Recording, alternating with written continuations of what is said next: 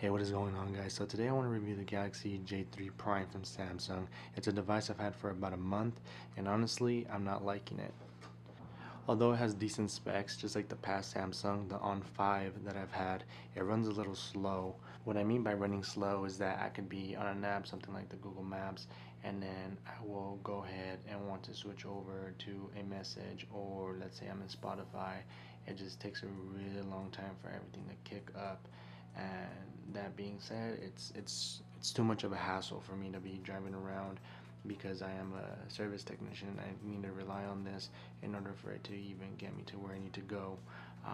So I'll find myself switching from apps really slowly. Whereas the K20, it really wouldn't have a problem switching over from app to app. Right now I'm seeing a little quicker than what you expected or what I would expect, but the reason for that is that I'm on my Wi-Fi and my Wi-Fi is pretty quick, so it's not going to give you that much of a problem there.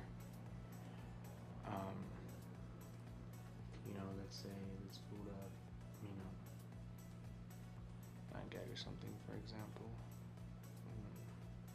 It boots up fast, but just like I said, because I have, fast internet, fast Wi-Fi. But if I was out in the field and I was running on the actual service provider, it would be very slow. And that's something that just gets on my nerves because I didn't have any of these problems with the K20. I can have 3-4 apps open, and as I'm switching over to the next app, it does not give me any problems. It switches just smoothly, and I can run through my day perfectly. But like I said, the K20 camera sucked. It was not good at all. And this one just has a lot better autofocus than the other ones, and it takes a picture a lot quicker. So when I'm taking pictures of models and serial numbers, it works that much better than the K20. But that's the only positive side that I liked about this phone was the camera.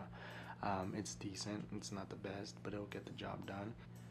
One thing I do like about this phone is the keyboard. I do like it a lot better than the K20.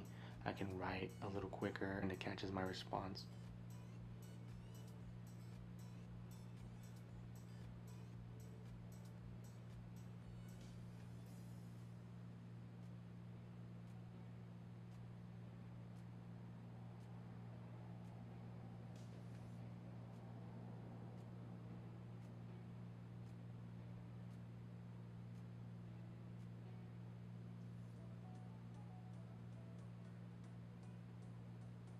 Works very as far as talking goes, it goes very well. I can tell you that a few apps are a lot slower than others. I don't have any games on here because it's just so laggy. It doesn't play very well.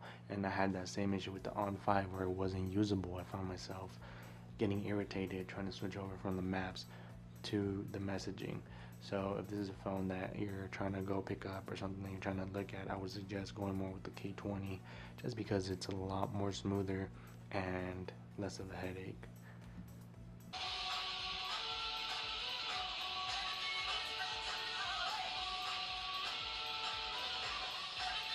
I find that the display is a little bit more contrasty than I'm used to, so if I'm watching a video on YouTube or something, there's just a lot of contrast and I'm not used to that. But whatever the case is, it's really up to you if you like the phone or not. Like I said, my downfall is just how slow it is and how I can't switch over from app to app. Other than that, as far as calling goes, as far as messaging goes, it works okay. It's alright. I get a few dropped calls here and there, but nothing too major. I like the design of the machine. It's alright. It's not too bad. I have a pop socket in the back. This phone is not too slippery. It actually feels really good in your hand. It has a speaker up here, which is a lot better than the K20 that had the speaker back here. The only reason I have the pop socket is just if I want to pop video like that or whatever the case is. But the downside to it is no fingerprint scanner. You got the ports down here along with the headphone jack. For the most part, the buttons were great. I haven't had any issues with the buttons, with the back, with the windows, and the middle. Everything seems to be working okay. So if you like this video, please make sure to subscribe, hit the thumbs up, and share if you'd like. I will be having more reviews on other technologies pretty soon.